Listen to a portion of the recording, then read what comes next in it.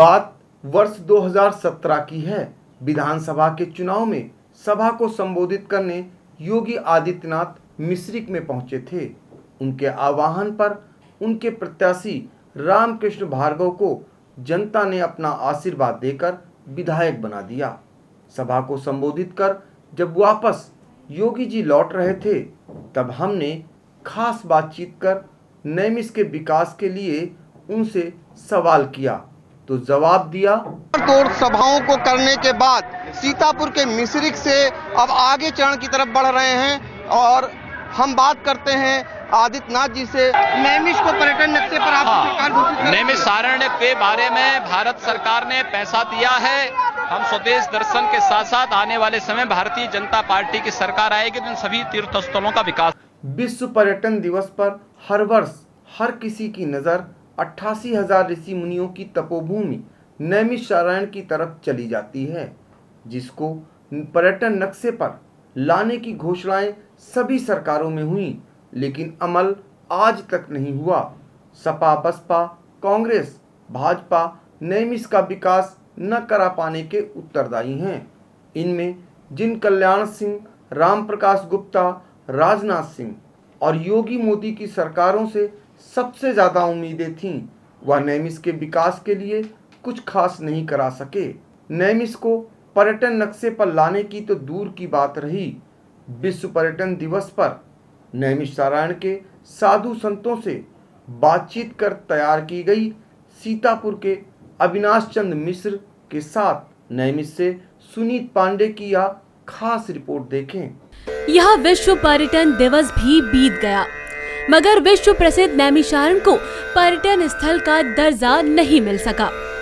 यह वह धार्मिक नगरी है जो अनेकता में एकता का संदेश देती है। पौराणिक व ऐतिहासिक मान्यताओं को अपने में समेटे विश्व प्रसिद्ध धार्मिक नगरी नैमिषारण्य आजादी के बाद से अब तक विश्व मानचित्र पटल पर आने की राह तक रही है। राज्यपाल, मुख्यमंत्रियों से लेकर केंद्र व प्रदेश सरकार के अनेक मंत्री, सांसद, विधायकों ने कई मौकों पर नैमिषारण्य को पर्यटन स्थल घोषित कराने के वादे किए, परंतु अमली जामा कोई नहीं पहना सका। गौर करने लायक बात तो यह है कि मनोकामनाओं की पूर्ति के लिए नेतागढ़ यहाँ के देवी देवताओं, संत महात्माओं से आशीर्वाद तो लेते रहे, मगर उनके द्वारा विकासोन्मुखी आशीर्वाद आज तक नहीं बरस सका। मौजूदा प्रदेश सरकार की बात करें तो नैमिषेय शंखनाद 2017 के समापन पर नैमिषारण्य आए मुख्यमंत्री योगी आदित्यनाथ ने 1 अरब से नैमिष के विकास का भरोसा संतों को दिलाया था, जो अब तक सिर्फ हवा में है। भला हो समाजवादी पार्टी के पूर्व मुख्यमंत्री अखिलेश यादव का, जिन्होंने अपने शासनकाल में नैमिषारण्य क्षेत्र की 84 कोसीय परिक्रमा के सभी 11 पड़ाव स्थलों पर परिक्रमार्थियों के रात्रि विश्राम के लिए रैन बसेरा, शौचालय, लाइट दीप और पथरीले मार्गों का सुदृढ़ीकरण कर परिक्रमार्थियों की राह आसान कर समस्या से निजात दिलाई। सपा के पूर्व मंत्री रामपाल राजवंशी ने एक साथ दर्जन से अधिक परिवहन बसें नैमिष के लिए देकर श्रद्धालुओं के लिए राह आसान की, जबकि केंद्र सरकार आज तक नैमिष आने वाले श्रद्धालुओं के लिए पर्याप्त ट्रेनों के संचालन की सौगात नहीं दे सकी है। हाँ, योगी सरकार ने इस वर्ष नैमिषारण्य से दिल्ली, आगरा, जयपुर, मथुरा, अयोध्या के लिए एक परिवहन बसों के संचालन को झंडी जरूर दिखाई। नैमिषारण्य की महत्ता पर नजर डालें तो विश्व की सबसे बड़ी धर्म संसद यहीं लगी थी। इसे अष्टम वैकुंठ का दर्जा प्राप्त है। महर्षि वेदव्यास ने 18 पुराणों की रचना यहीं की थी। मनु शतरूपा ने यहीं कठोर तप किया और उन्हें भगवान को पुत्र रूप में प्राप्त करने का वरदान मिला। अज्ञातवास के समय पांडवों ने यहाँ 1 वर्ष तक वास किया था। इसे 88,000 ऋषियों की तपोभूमि कहा जाता है। यहाँ की 84 कोशीय परिक्रमा क्षेत्र में 33 करोड़ देवता वास करते हैं। परिक्रमा की शुरुआत त्रेता युग में भगवान राम ने 100 कुटुंबियों सहित परिक्रमा करके की थी। यह 15 दिवसीय परिक्रमा प्रतिवर्ष फाल्गुन माह की प्रतिपदा से प्रारंभ होती है, जिसमें देश के कोने कोने से ही नहीं बल्कि नेपाल, इंग्लैंड, ऑस्ट्रेलिया, श्रीलंका आदि देशों से लाखों श्रद्धालु आकर संतों के सानिध्य में परिक्रमा करते हैं। पितरों को मोक्ष व पिंडदान से तृप्ति भी यहीं से मिलती है। इससे इतर और भी तमाम पौराणिक मान्यताएं नैमिषारण्य से जुड़ी हुई हैं। नैमिषारण्य तीर्थ विश्व का सबसे प्राचीन तीर्थ है और वर्तमान समय में देश में और प्रदेश में दोनों ही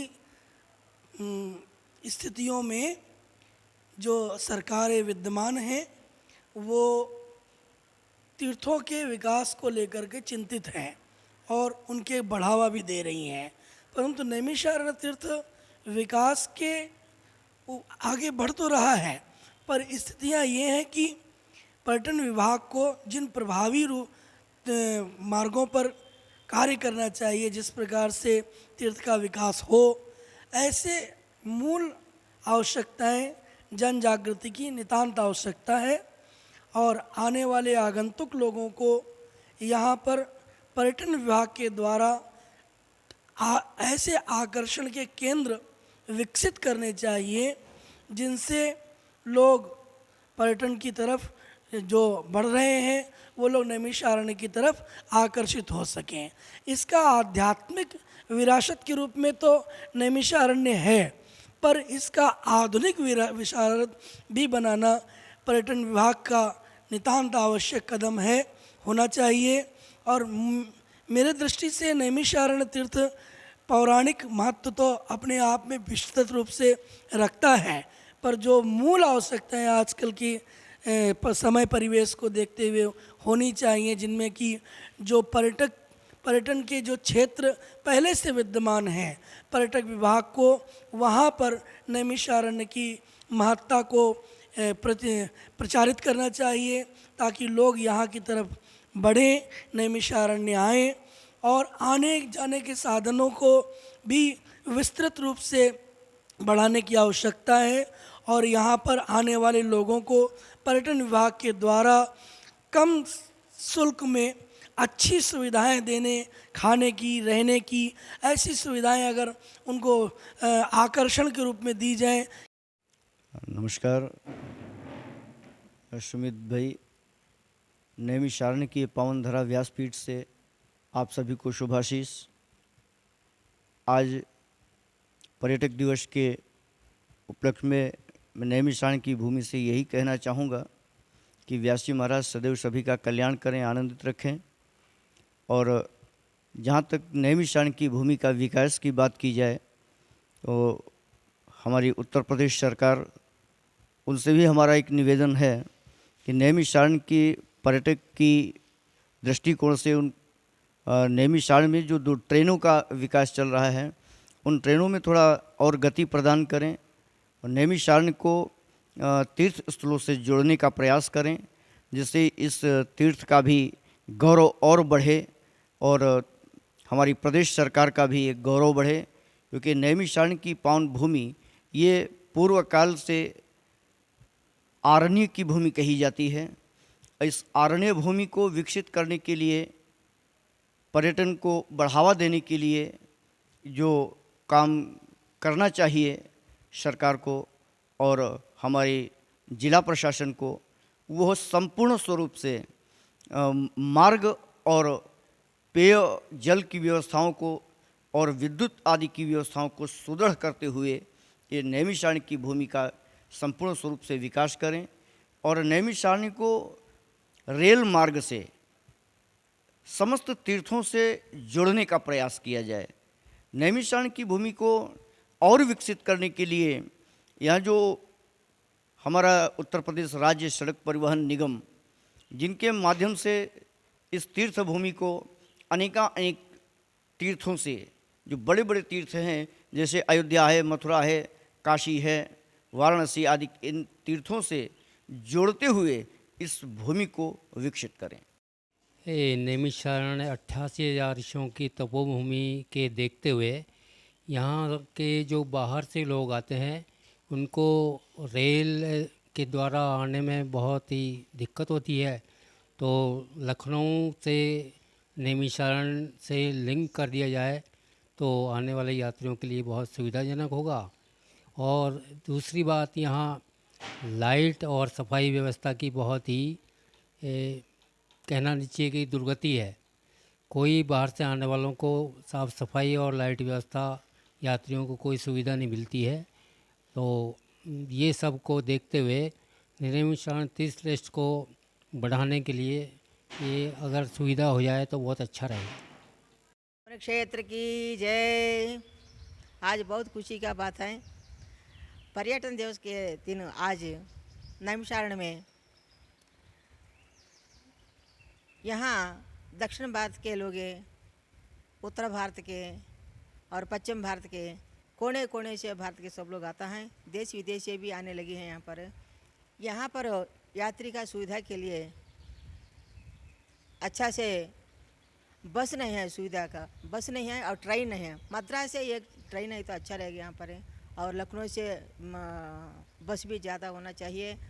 और उन लोगों रहने के लिए कम से कम सब दर्शन करता है 1 घंटा 2 घंटे के लिए, तो उन लोगों को मनोरंजन के लिए एक पार्क बहुत बढ़िया अच्छा से ललिता मैया का नाम से एक सुप्रसिद्ध मातारी है यहाँ पर नैमिषारण्य का, तो उनका नाम से एक पार्क, बढ़िया पार्क बनाया तो अच्छा रहेगा। पर्यटक दिन से बाद बहुत अच्छा रहेगा। यहाँ पर पर्यटन दिवस के बाद सब लोग इतना खुशी होकर के जाएगा, सब लोग यात्री आकर के आप अच्छा सेवा करने वाले हैं और कोने कोने पे आनंद लेगा, जा कर के नैमिषारण्य में ऐसा है आनंद लेगा। जो ये लोग जाएगा बता देगा, वो लोग भी आएगा, इतना ऊंचा पर हो जाएगा नैमिषारण्य। इसलिए आप लोगों को धन्यवाद हैं। और जल्दी इसको हाँ हाँ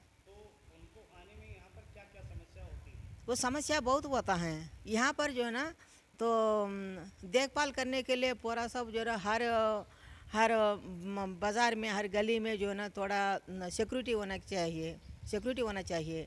चोर मकारी पूरा कम पड़ गया और ज़्यादा है, फिर इस लोग जो है ना उनका सुविधा के लिए देख लो, अयोध्या में देख लीजिएगा, बनारस में देख लीजिएगा, इलाहाबाद में देख लीजिएगा, ऐसा यहाँ भी नैमिषारण्य में भी होना चाहिए। और पार्क भी होना चाहिए, जो छोटे छोटे बच्चे आता हैं, मंदिर सब देखे के बाद एकदम जो है ना 1 घंटा 2 घंटा मंदिर का पार्क में जो है ना बैठेगा, पूरा सब भगवान आराम ले लेगा, भगवान का नाम ले लेगा। हाँ, नैमिषारण्य जो है भारतीय संस्कृति का मूल स्थल और पर्यटन दृष्टिकोण से ये बहुत ही महत्वपूर्ण है, क्योंकि बाहर से आने वाले व्यक्ति जो है नैमिषारण्य में आकर के अपनी मानसिक शांति के लिए बहुत कुछ प्रयास करते हैं, लेकिन उसके लिए ज़रूरी है कि उनकी व्यवस्था, सुख सुविधाएं, मतलब जो है आने वाली तो यात्रियों की सुविधाओं के 2-3 कारण होते हैं। उनकी सुरक्षा, रहने की सुंदर व्यवस्था और यातायात की प्रमुख व्यवस्था होती है। तो यातायात की यहाँ पर थोड़ी सी असुविधा है, उसका थोड़ा सा विस्तार किया जाए। और सबसे ज़रूरी ये है कि आज के युग में विलासी और सुविधाजनक व्यक्ति जो है ये नहीं चाहता है कि हम होलडाल लेकर के एक जगह उतरें फिर दोबारा फिर उतरें। हमारा सुझाव व्यक्तिगत रूप से है, हमारे जस्टिस D.K. त्रिवेदी भी इस विषय में मुख्यमंत्री और सबसे बात कर चुके हैं। हम लोगों ने नैमिष की तरफ से भी प्रपोजल भेजा है कि यदि शाहजहाँपुर से तो ट्रेन कोई भी जो आने वाली है उधर से मोड़ करके सीतापुर से बालामऊ तक जोड़ करके सीधी कर दी जाए तो नैमिषारण्य एक मेन लाइन से जुड़ जाएगा। और मेन लाइन से जुड़ने के कारण इसकी आय भी शासन को ज़्यादा बढ़ जाएगी। तो ये सुविधा अगर हो जाए और थोड़ा सा बसों के व्यवस्थाएं, ये सारी चीज़ें ये सुंदर हो जाए, थोड़ा नैमिषारण्य का सौंदर्यीकरण जैसे है, जो रोड चौड़े हो रहे हैं उनको अच्छी तरीके से किया जाए, जो अनधिकृत अतिक्रमण हैं उनको हटाया जाए, तो इससे नैमिषारण्य की एक जो प्राचीन संस्कृत, प्राचीन वातावरण है वो मूल्यांकन उसका समझ प्रस्तुत होगा। नैमिषारण्य में अरण्य शब्द लगा है, इसलिए यहाँ पर वृक्षों का आरोपण ये भी बहुत आवश्यक है। ये भी यदि किया जाए तो बहुत ही संभव है। यहाँ के हमारे पत्रकार लोग और ये बंधु जो हैं बड़ा प्रयत्नशील। शांत तीर्थ को पर्यटन स्थल तो घोषित कर दिया, मगर अभी भी मूलभूत सुविधाओं से यह तीर्थ वंचित है। अभी तक यह तीर्थ पर्यटन के मानचित्र पर भी नहीं लाया गया है। अभी इस तीर्थ को जेलभूत सुविधाओं, परिवहन विभाग की सुविधाओं से बढ़ाने का भी वंचित है।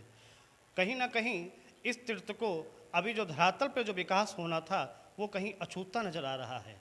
अगर सरकार इस पर ध्यान देती है तो निश्चित तौर पर यहाँ पर पर्यटकों का बढ़ावा बढ़ेगा और पर्यटक यहाँ पर आकर्षित होंगे, क्योंकि इस तीर्थ की महत्ता अपने आप कहने में कम पड़ जाती है, क्योंकि शब्द कम पड़ जाते हैं इस तीर्थ की महत्ता को कहने में। आई इंडिया के लिए सुनीत पांडे की रिपोर्ट, नैमिषारण्य। खबर आपकी, नजर हमारी। देखते रहिए आई इंडिया।